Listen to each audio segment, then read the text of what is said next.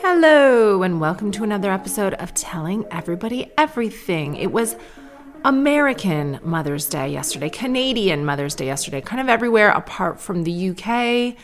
Mother's Day yesterday, and I think that's something to do with Victoria Day or something royal, but I cannot be bothered to find out. So happy Mother's Day if you're not from the UK.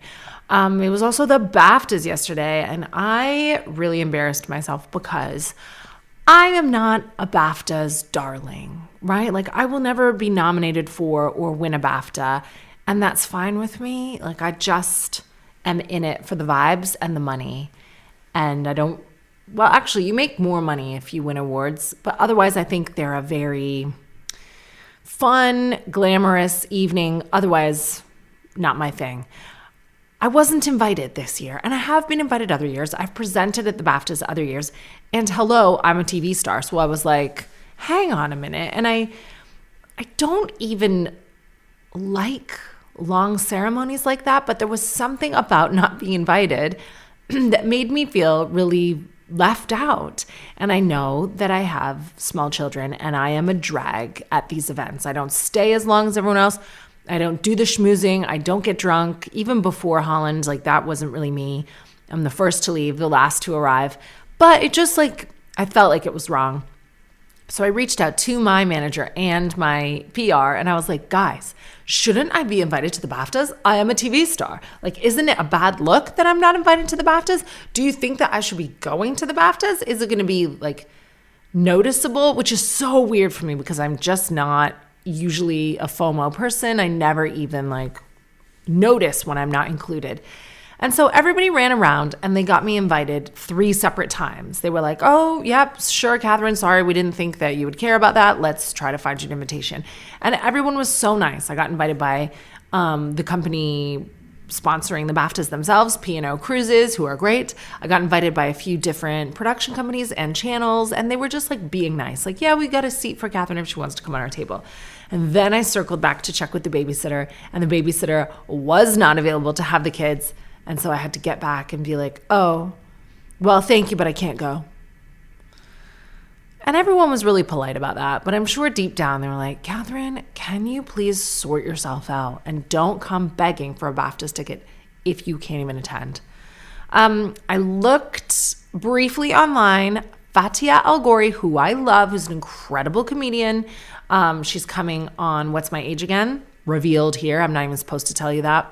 Whatever. It's not like a huge spoiler, but it's exciting to me. She has been a guest on my podcast, Write Me Dirty. We worked, of course, many times together on like a number of shows, and I hope to share the stage with her soon. I love her so much. She was nominated for her short film, and she had a custom blue lace Georgia Hardinge gown that I absolutely fucking loved. I loved so many BAFTA looks, and like my main takeaway from yesterday being quite a busy day with the kids is I'm glad I didn't go. You queue in the sun for a long time. You have to get in glam like late morning. Then you watch the whole ceremony and are not allowed to have any drinks in there. And then there's a big dinner afterwards and like great event. But I just need to hold my hands up and accept that socially, I'm not there yet. Equally, Bobby and I were invited to an amazing birthday party Saturday night that was 90s rave themed. And on the invitation, it talked about, you know, like dress code. And it also said no chewing gum. And I said to Bobby, is that a drugs reference? Does that mean like no cocaine? Because presumably people who take drugs like move their mouths a lot. And he said, no, it's not a drugs reference that I'm aware. I think it just means no chewing gum. It also said don't bring a coat because the coat check's unattended. I was confused by the invite, but we really wanted to go. And we made plans, like we were invited to this months ago. And again, like Saturday afternoon came, Holland had a bit of a fever, like her first fever. And I just said to Bobby, we can't make it. We can't go. And we skipped that as well. So we had a big weekend at home doing the same thing we always do. But before I get into the rest of the podcast, I needed to jump straight into the emails because we had so many reactions to the woman who wrote in last week about her husband having locked WhatsApp messages. And you know we love a woman's woman on telling everybody everything. And a lot of women are coming into the emails to explain what they think is going on. And sadly, Sometimes the simplest and most logical explanation seems to be the right one. Catherine, long time listening, first time writing in. Regarding the lady who emailed about her husband's locked WhatsApp messages, a partner will never, in capital letters, have locked messages if they have nothing to hide. If it smells bad, it's probably gone off. Confront him. He is cheating on you. You deserve more. You can rebuild your life without him and be happier and keep your kids. Sounds like this is coming from someone who knows, but she hasn't explicitly said, though many people have explicitly said. Catherine, when you read out the WhatsApp listener question, I was thinking, definitely question the husband. Why the need to lock the WhatsApp? Especially since I listened to a true crime podcast. I know you aren't the biggest fans of these, but I love Case File, especially since it's a local Australian-made podcast. Oh. The other day about the, quote, cannibal cop. His wife suspected he was cheating, so broke into his laptop and installed spyware. What she found was worse than cheating. He was messaging and emailing randoms on the internet, plotting to kidnap and eat women, including her. Anyway, my husband and I both know each other's passwords. We don't look at each other's phones, but knowing I could, if he was acting sus, makes me feel a bit better. In saying that, though, he would be so fucking stupid to cheat. Good luck to him if he ever does. Yeah, because you are taking pointers from Case File. He could be plotting to eat you, so check his phone. If you think something might be wrong and he's cheating, he could actually be plotting to eat you and be a serial cannibal, so check his phone. And that's a really good way to defend yourself if you get caught too. If there's no wrongdoing, but he finds that you've secretly been in his phone, he could be like, babe, no, I did not think you were cheating, but there were some signs that you were a serial cannibal murderer plotting to eat me. So forgive me for looking in your phone. Jesus Christ, I hadn't heard about that. Okay, Catherine, a couple of nights ago, my partner and I were having drinks at home, and later on, he got a bit giddy showing me a video on his phone. Afterwards, he closed all his open apps, including WhatsApp, which had a big, bold message saying, WhatsApp locked. I said nothing about that for 5 minutes. Then I did a quick Google search to check what I saw. I asked him why he had that on his phone. Don't treat me like a mug, blah, blah, blah. I was quite calm when I said it, and he gave me some excuse, but I'd walked away from him and went to bed. He got up to play golf the next day. For context, he's there a few nights a week and almost every weekend. I won't segue into my views on toxic golf culture, but you might guess. When he came back later, he looked fraught and explained to me why he added WhatsApp. It was an extra security measure, and that as a show of trust, he would share his location with me. I accepted that, more to call his bluff than anything. But although I was barely listening to his excuses the night before, I'm sure this one was different than the excuse he originally gave me. So part of me suspects he sounded out the issue with his golf buds, and this share my iPhone gaffe was a diplomacy trick of sorts. For even more context, I have snooped on his phone before. I have previous cheat trauma, and I've looked at the WhatsApp group chat between him and his golf buds. Let's just say they peacock like they're true gentlemen, but they are a bunch of racist, homophobic misogynists. Was he hiding that chat? Is he hiding something else? Who knows? I've long suspected his duplicity and even thought this WhatsApp locked thing even though this WhatsApp locked thing is new, in retrospect, he's always been guarded with his phone. Why is it so much effort? And why now do I have to rethink my life and turn everything upside down? The effort. Okay, so he could be a serial cannibal who's trying to eat you. Let's always remember that. Is he hiding misogynistic, homophobic, racist WhatsApp group chat with his mates? I don't think he would hide that from you, to be honest. I don't think he would advertise it to you as it's not a desirable quality, but I don't think he'd have it password or facial recognition protected. And also, let me tell you something else. It's a red flag to me that he came home from golf and initiated further conversation about the locked WhatsApp. You know what I mean? It's like thou dost protest too much. He did not mull this over with his golf buds. And I can tell you that as well for sure, because the boys don't gossip at golf. They don't talk about anything at golf. I will always try to get the tea from Bobby after his golf. He has none. They don't talk about things. I think it would be very rare for a man to bring up to another man during a golf round, oh, My wife noticed I have locked WhatsApp messages, but she thinks I'm cheating and I am not. Like, how do I quell her fears? Like, they do not have those chats at all. So let's start there. And he initiated it with you. If he was truly innocent, he wouldn't have remembered the conversation. And he would just hope you weren't going to bring it up and start a fight again, because he'd be like, whatever. But the fact that he was thinking about it, initiated a conversation and had an excuse, he is doing too much. Sorry, I do think he's cheating.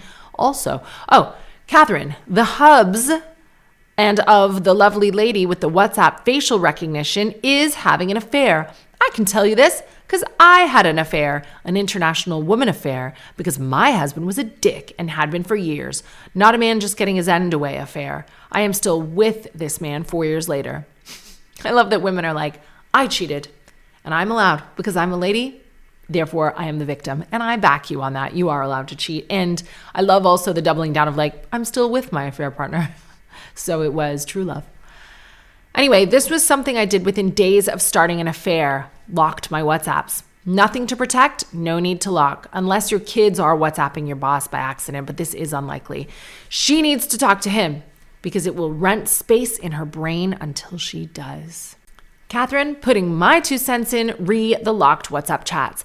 I am very happily engaged and I have a locked chat with no sinister or compromising reasons as far as my romantic relationship is concerned. And this is a woman writing, by the way. Sadly, my sister is a difficult person, and after our family faced a tragedy in recent years, she has become unbearable. She bombards the family group chat with messages, quadruple texts, and will demand to know why we haven't responded to her if she can see that we have read her messages. I value my privacy massively, and I hate feeling like I'm under any form of surveillance. My read receipts and last seen are off. However, in a group chat, you can still see if your message has been read.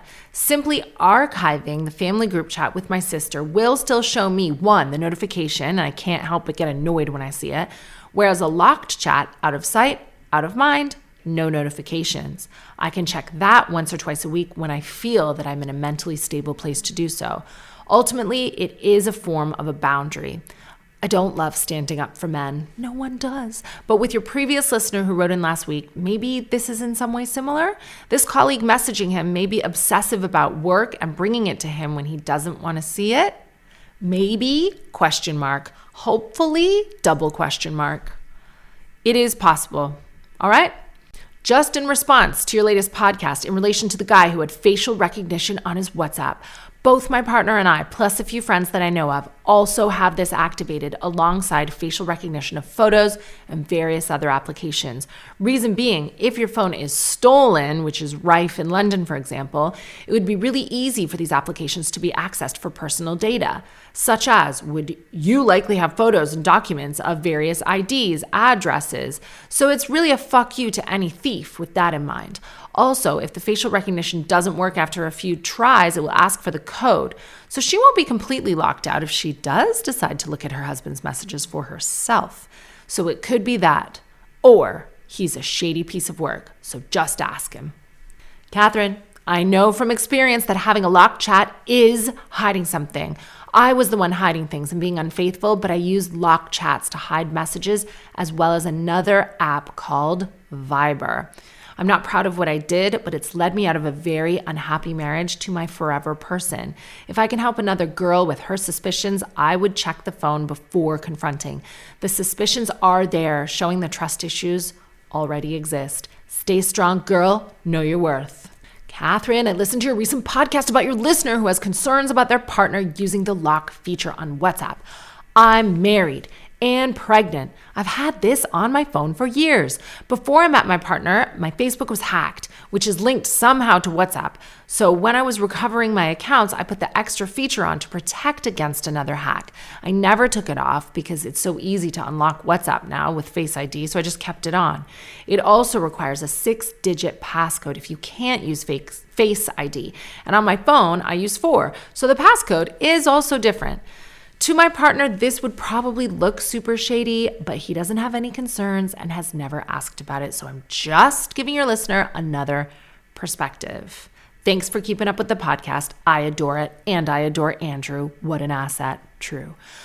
Okay, so a real spectrum of responses here. It seems like people who already have cheating baggage, cheating trauma, like cheating suspicions maybe in their own relationships and have been burned before, they think he's absolutely cheating. And like that is the most likely reason for him locking the WhatsApp. But it doesn't always have to be the most likely reason.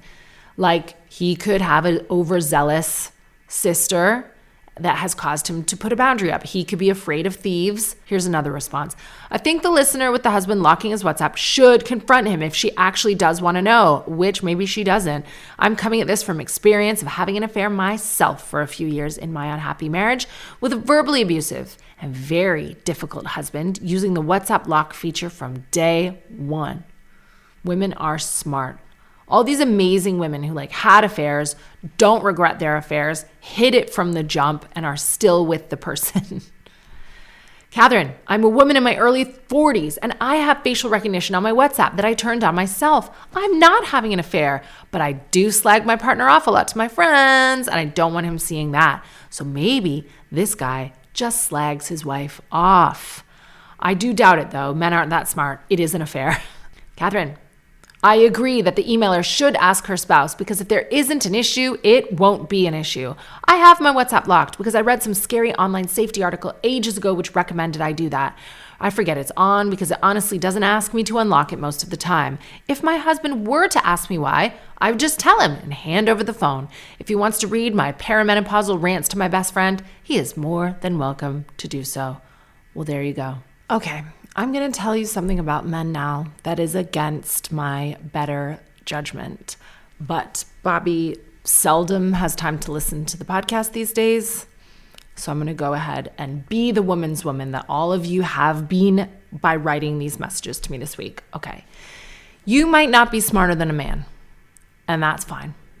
Like, not every woman is smarter than every man. I will say that. And if you are not smarter than the man that you are with, then ask him about his WhatsApp lock. Ask him and wait for his answer, which is essentially giving him an opportunity to be truthful or to try to trick you in some way. And you love him and he's smarter than you, so you're easily tricked. But if you are smarter than the man that you are with, then there are a million trillion ways to get an answer that do not involve any direct line of questioning, any drama, any friction. And also normalize not telling men everything you know. Oh, but he's my best friend. He's my husband. I tell him everything. Yeah, me too. We got to stop that. That is not in our best interest. Do not tell the man that you're with, the man that you love, everything you know. Tell him big things. Tell him important things. For example, and this is something I didn't even know when I was 20. I didn't know when I was 30. I didn't even really know it when I was 35. But now as a woman of 43 next month, I know it. If I see something I don't like, and like, yeah, you look over the shoulder from time to time, you have a little peek here and there.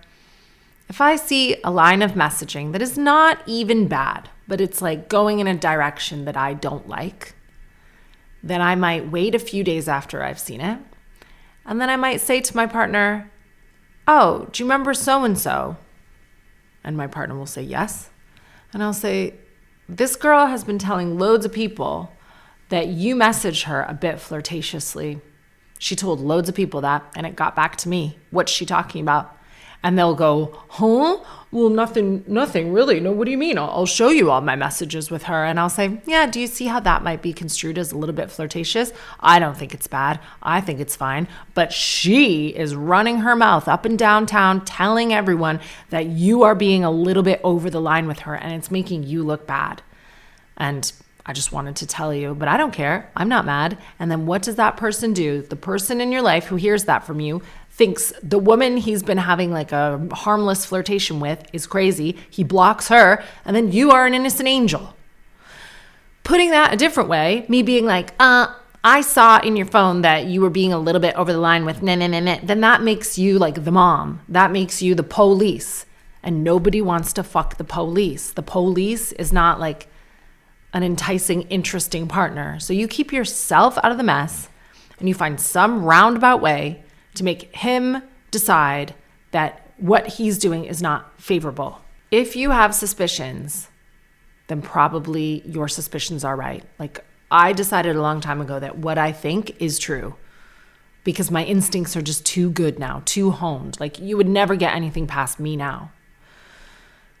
And there are ways to show that you're faithful with your phone. Like my phone, I have fears about thieves. I have, been hacked before. I have small children who could easily pick up my phone and send photos to this, that, and the other person. I do have a passcode on my phone, but my husband knows it. I share locations with everyone in my family. And when I'm around the house, my phone is face up on the kitchen counter. I don't put it in my pocket. I don't take it to the bathroom because I'm not an animal. I leave it available for anybody to check anytime, anywhere. And when you behave that way with your phone, your partner doesn't even want to look in it. And they know that if they did, they would find nothing. Maybe they might find you slagging them off here and there, but ultimately they would find nothing. So your partner doesn't even have to have a lock on his phone. Forget that you saw that. Just watch how he behaves with it. Is it face down on the sofa? Is it in his pocket a lot? Does he take it to the toilet? If he does, I don't even know if it's worth the confrontation. Unless you are prepared to dig your heels in and have a fight, because there have been some suggestions from listeners on how you can get in his phone, but I don't know if those work with this facial recognition. I don't know if you would know the passcode if you defaulted it. So you need to be prepared, if you want to know the truth, to be like, hey, I don't like that there's facial recognition on your phone. You've given me two sort of different answers. I need you to open it and I need to read your WhatsApp messages right now. And I know that might sound a little bit crazy and you might not like it, but are we in a partnership? That's why it's called partners. You're supposed to be the same. Full disclosure. I'll be like, I need to read it right now. And if you say no, I have my answer. And if you say yes and I read it and I find nothing, then I'm going to be on the back foot for quite a long time. So you win either way. I'm going to be so nice. I'm going to be so apologetic. So let me see. And he won't. We were on a little pop culture hiatus last week, so let's see what Andrew has for us from Los Angeles. Andrew? Dig this. American footballer and Cardi B's most recent consort, Stephon Diggs, was found not guilty of assault, battery, and strangulation of a female private chef. That's always the best news, and it really sounded like Andrew ran out of breath at the end of that sentence. I love it. The female private chef. Sounded like you were being strangled. I don't mean to make light of strangulation, but... The charges stem from a December 2nd incident at Diggs's Diggs in Dedham, Massachusetts, involving his private chef, Jamila Adams, who claimed in an incident that Diggs slapped and choked her over a pay dispute, which he denied from the outset, not to be confused with Offset, another grade A man Cardi procreated with. I roll. Adams explained that the two first connected via Instagram back in late 2022. By the time she moved into his home as live-in chef in July 2025, shortly after he joined the New England Patriots, she was earning $2,000 a week. During her employment, she also prepared meals for Diggs' then-girlfriend and eventual co-parent Cardi B. Cardi, of course, ironically disposed of him in early 2026, right before the Super Bowl. According to Adams, the atmosphere in the home shifted in late 2025 following a dispute over social media messages and alleged unpaid wages. She testified that the situation reached a breaking point in December when Diggs confronted her in the bedroom, and in the ensuing he said, she said, would you believe, he said, won out. The crux of Diggs's defense, to quote his attorney, this case represents exactly the kind of opportunistic targeting that players can face the moment they step off the field. Agree? Agree to disagree? So obviously I think Stephon Diggs is a very, very, very bad seed. And it would not surprise me, though I have no evidence of the following, but it would not surprise me to think that something sexual was going on with Stephon and this chef, or at least this is the unpaid labor of wives and girlfriends to certain toxic professional athletes everywhere. You move a woman into your house. You're like, yeah, I'll give you $2,000 a week, but cook all my meals. In addition to cooking all my meals, do everything I say. Don't step out of line. If you do, I might allegedly choke and slap and hit you. And this is on a serious note, what is super problematic about all domestic violence cases is it's such an intimate act that it happens without any witnesses. So it very much becomes a case of he said, she said every single time. And no one is innocent when found not guilty. It's just there's a lack of evidence. We don't have enough evidence to say that you're guilty, and that's what happens most of the time. So is Stefan Diggs an entitled prick? Yes, I think so. Did he likely mistreat his female live-in chef that he met on Instagram? Absolutely yes. But officially, no. And thank you, by the way, I have received so many direct messages today warning me that I was about to get my heart broken because Cardi B and Stefan Diggs are back together, and it looks to be true. So as of May 2026, the two have been fueling major reunion rumors, a Mother's Day wellness event over the weekend. Cardi B attended Stefan Diggs' Diggs Deep Foundation charity event. They were busy being very affectionate. Videos captured Diggs kissing Cardi in the cheek, wrapping his arm around her waist. In April, Diggs was spotted at Cardi's Little Miss Drama Tour stop in Washington, D.C. They were later seen leaving an after party together in the same car. Also, some backstage family photos. So Brim Stefan Diggs' baby or Offset? So, because I've also seen rumors that new baby is not his, but the internet does so much AI now on social media that I'm not sure. Even Gemini's confused. Gemini's like, what are you asking me? What is this sentence? Is Brim Stefan Diggs' baby or Offset? Gemini had to think about it for a hot minute. Based on current reports, Brim is Stefan Diggs' baby, not Offset. While the situation has been a bit of a headline maker due to the timing, here's the breakdown. Fine. Well, officially, Stefan Diggs is not an abuser, and I guess that's something to celebrate. Father of the Century Nick Cannon recently appeared on the TMZ podcast and opened up about how he co-parents his 15-year-old twins with Mariah Carey and admitted that he has a, quote, double standard when it comes to dating. He said he allows and even encourages his son Moroccan, Rocky for short, to date but feels differently about his daughter Monroe, Ro for short, adding that he's more protective of his daughter because of potential risks. Like younger versions of literally himself. What? Who said that? What? He explained that Monroe can go on dates, but only under certain conditions, including explaining her plans ahead of time and sometimes bringing her brother along. When asked how he feels about gold diggers coming after Rocky, because that would literally be the worst fate a man could encounter, Nick's chill about it, saying, his mom's Mariah Carey. The kid's got enough money to foot the bill. And I know you're itching to hear what Nick does for his harem of co-parents on Mother's Day. Trick questions, the answer is nothing. Says Cannon, people are getting the whole thing twisted because the holiday is called Mother's Day, not Baby Mama Day. Suggesting he'll actually be spending it with his mother, who did a really, really great job. Do you, or I guess once Fred is of dating age, will you have double standards for the kids dating as well? And I'm not sure if you've directly addressed this before, but do you expect husbands to pay tribute to their children's mothers on Mother's Day? I expect every man on earth to be incredibly busy and out of pocket on Mother's Day. You are responsible for acknowledging and gifting any woman who is a mother because of you. Now, this doesn't have to mean that you've been helpful, that you've been useful in making her a mother. Sometimes your ill timing and recklessness has resulted in her being a mother, and you're not together anymore. You are still responsible for buying Mother's Day gifts for her children that you helped co-create, even if you didn't help co-raise. You're responsible for your own mother. You have to send her flowers. You need to ring her, send her a nice message or a gift. You're responsible for your mother-in-law. I sent my mother-in-law flowers, as well as all of Bobby's sisters who are mothers, as well as my mother, as well. No, I actually forgot to send my sister who's mother and my other sister who's a dog mother. And I know she actually really would have appreciated that, but that's fine. I was flowered out. My florist was absolutely flat out. I even sent my dad's wife, i.e. my children's Nana, who only came into my life when I was an adult and therefore is not really a traditional mother to me. Any mother. I even have in the past sent my friends who are mothers Mother's Day gifts. And I think that if I can do that as a busy mother, then Nick Cannon, who helped create, I don't know how many, I've lost count, 6, 8 baby mamas, then Mother's Day extends to be Baby Mama's Day for him as well. And that man is an ass. And when it comes to the children, Bobby winds me up because he sings a song. We started singing the song with Fred. And of course, I conceived the song. It was like, Fred Kootstra, I forget how it started. Freddie Kutstra, he's the one we love. He's really cool. He wants to go to school. Na na nee nee. I forget all the words, but like he's cool. He wants to go to school, whatever. And then Bobby started singing it for Fenna, and he goes, Fenna Kutstra, she's the one we love.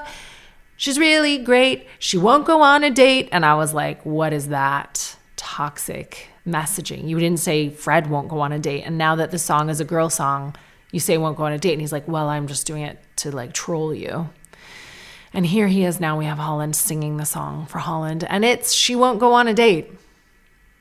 So, I mean, I think men who've been naughty have stricter rules for their daughter because, you know, it sounds sexist, but ultimately it is more dangerous to be a young woman out in the world. It's physically more dangerous whether you're on a date or you're out with your friends. Like, it sounds sexist, but I do understand fathers being extremely protective of their daughters, especially if they've been naughty boys themselves and they know what they're capable of. They know what their friends see. Like, this is the thing about men. They love to be like, not all men, until it's their children. And then all of a sudden, like, oh, wait a minute, maybe like all men are really dangerous.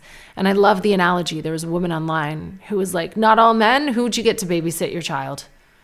A girl or a man? A teenage girl or a teenage boy? Or what about like a teenage girl and an old man who has like loads of experience? You'd rather essentially leave your child with a child that's a teenage girl rather than like any adult man. So maybe it is not all men, but like a lot of them may be very dangerous. Nick Cannon wouldn't want his daughters to get swept up in like the poly lifestyle that he leads. Although last week we did talk about the polycule with Andrew, and I got a few angry messages back from people in these poly relationships. And I will hold my hands up. I was very stupid to read the email that was like, oh, polycule, we'll make it sound smart, like molecule. And the woman was like, obviously that is why it's called a polycule, because a molecule has like many things coming off of it. A polycule just like makes sense. The word comes from molecule. It's not an accidental resemblance. And I was like, whoops. But listen, I know it's wrong to kink shame. And there's a fine line between like being curious about something different and saying that it's not for you and like mocking it. So there were things in this polycule ad that were ridiculous, whether you're being open about sex or not. Like, there were things in the Google document that were mockable. But if you want to have if you want to participate in like polyamory, officially we are not mocking you. And that was over the line. So no, my kids do not have different dating rules based on gender, but we'll see what happens when like it actually is in our face and Bobby is parenting these teenagers. Eyes rolled to the back of their heads en masse this past week when the 2027 Chanel Cruise Collection by Mathieu Blazy hit the runway featuring footwear so open-toed they're literally just a heel. Said one Vogue editrix, "At first glance, I thought that it was just a few strings tied around the foot, which I thought was a funny gesture. It wasn't until a bit later that my colleague showed me that they were in fact just the back half of a shoe, which made them a bit more intriguing." Said another, "These shoes are giving Hermes, not the brand, but the wing-footed Olympic Greek deity." Worth noting that although they are not on the market yet, other shoes from Blazy's Spring-Summer 2026 collection, such as lambskin sandals, are priced around $1,500. So I did see these quote sandals, and they are just like a piece of leather wrapped around the back of your heel and then a few like laces. They are absolutely ridiculous, but good for Chanel. Like, if you can make a thing happen, if people are buying Labubus, making some Chinese designer of them a billionaire, Crocs, Stanley Cups, although I do really like Crocs. But if you can charge people $1,500, and I like fancy things, but you know I am out when it comes to Hermes. I don't think a bag should cost $100,000, $1,000,000, $35,000 just for like status, being like, look at my ugly old lady bag. Hermes is Emperor's New Clothes. Like, guys, Birkins, Kellys, they're ugly. They're ugly, and I will die on that hill. And if you want to buy those for the amount that you can't really get a house. What is a down payment nowadays anyway? You could put a down payment on a house in a North England neighborhood, not London, for the amount that people are buying, like spending on bags. Go get your 1,500-pound Chanel shoes that are just like a strap of leather around your heel. I love it for you. Some sad news out of Majorca. Jake Hall, the British reality superstar and ex-lord to current Lady of London, Mise Bakary, has passed away at age 35, leaving behind their 8-year-old daughter, River. He was found with head injuries and shards of glass in his chest Wednesday morning in a villa he had rented with some other unnamed traveling companions after an allegedly wild night out. Local Spanish police sources said that drugs had allegedly been consumed by 4 men and 2 women inside the property. Hall became agitated after taking significant quantities and likely succumbed to injuries after throwing himself against a glass window. No arrests have been made, and the investigation is ongoing. For the uninitiated, Jake Hall became British reality TV royalty in 2015 when he entered Hearts and Homes on The Only Way is Essex. He linked up with Swedish model Bakary while she was being the realest Real Housewife of Cheshire, welcoming River in 2017, breaking up in 2021 but continuing to co-parent. The day before he passed, his final Instagram post was a video of him and River frolicking in the sunshine, captioned, "I'm going to try to remember the good things, looking through things. I'm just making art in many forms." A resurfaced video of Hall speaking about his daughter being the reason he kept going and his untimely passing has thrown fuel on the broader conversation in the UK around the psychological aftermath of reality TV fame, especially for personalities from the 2010s ITV reality boom. I'm curious, who from the 2010s ITV reality boom do you consider the success stories? Who's navigated it well? Why and how? This was such a sad story, and I don't know the details of the case, but Bobby actually brought it to me, and he was like, oh my gosh, this guy just leant up against a window or like accidentally knocked into the window. And we were actually just talking about accidents and windows and the stairs. Like, we've got these stairs that make us sick every single time the kids are on them. It's like a glass banister, but because it's 3 floors, if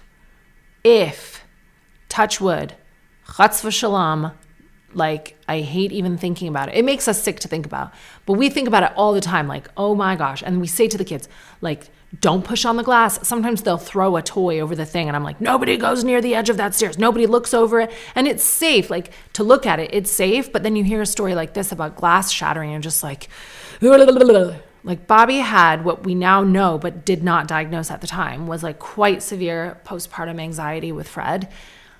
And that's all he would think about. Like, I'd be walking down the stairs holding Fred, and he said he just felt like he was going to vomit until I got safely down the stairs. And I can see he still worries about it with the kids. And I know this was a different situation, and like, my heart goes out to everyone affected by an untimely death like this. And of course, his like child having to deal with losing their father so soon.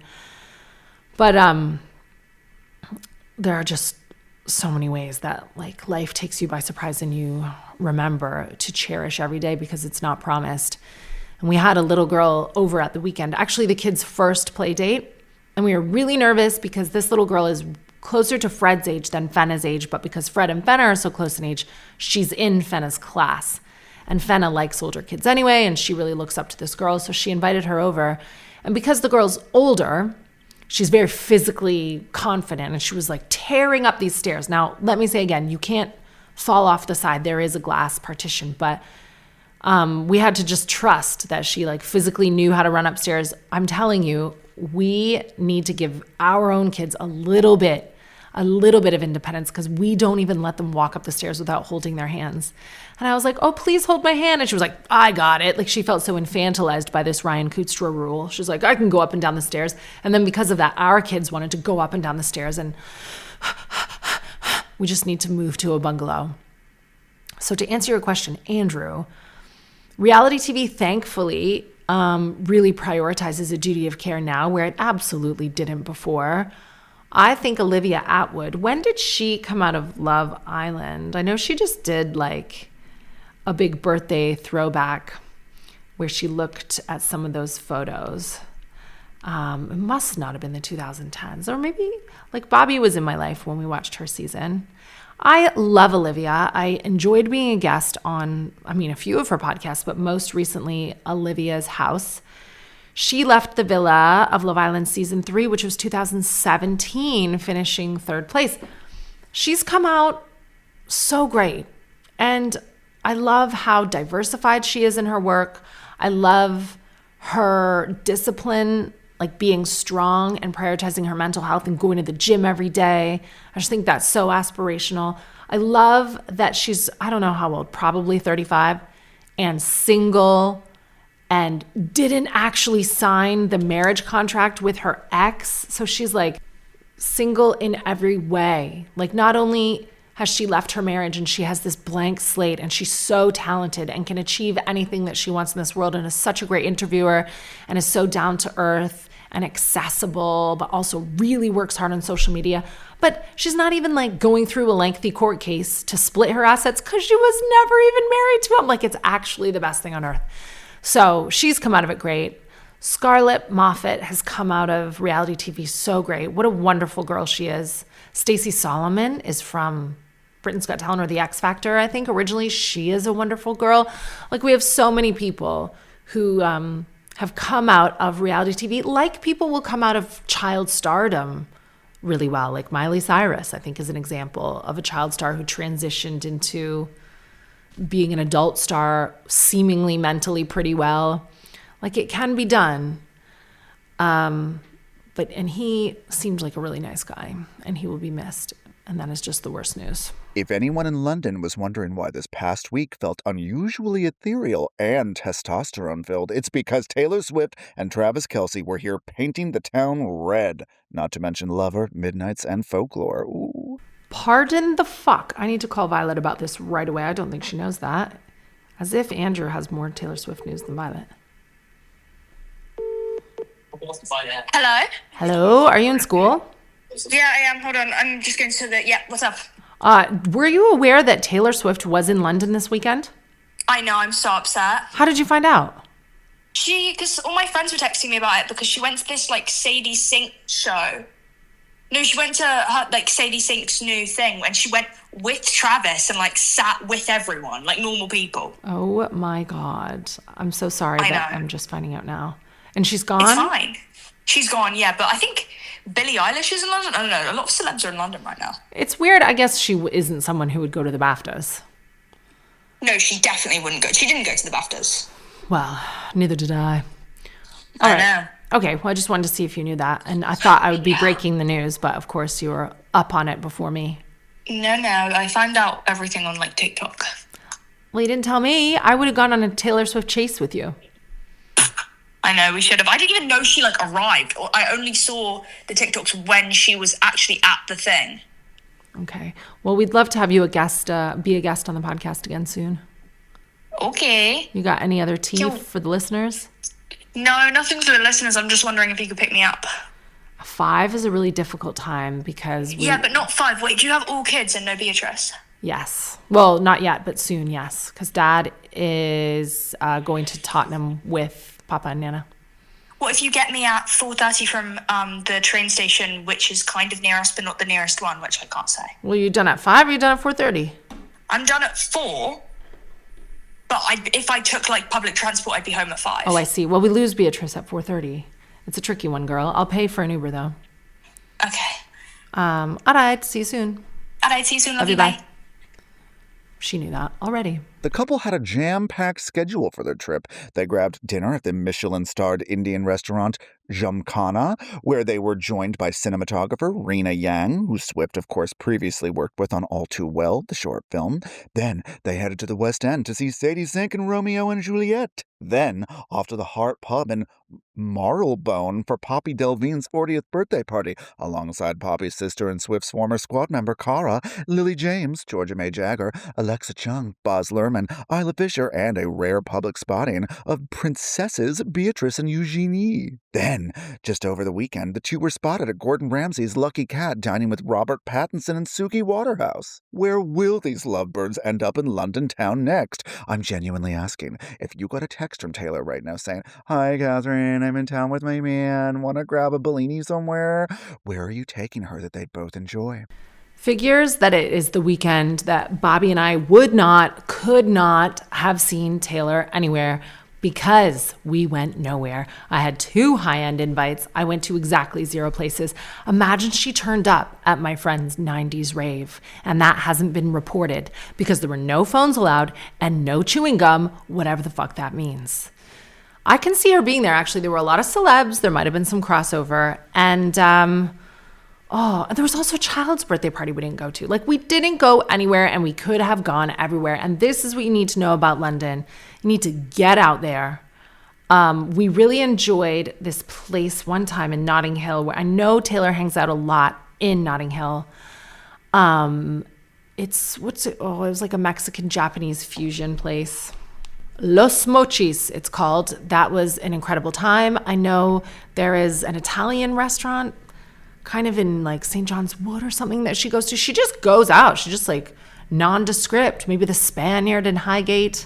We had no chance of seeing her. But I think I have a feeling, and she might hate me for saying this, but the fact that I heard nothing from Violet about Taylor Swift being here all weekend is a testament to like 2 things. Number 1, she's getting older and she barely speaks to me. And number 2, I think, dare I say, she might not even be ready to confront it herself. I think she's growing out a little bit of the Taylor Swift obsession. Please write me an email anytime you want. The address is tellingeverybodyeverything@gmail.com. Huge thank you for supporting our listener whose husband is definitely hiding something in his WhatsApp messages. What is he hiding? Will we find out?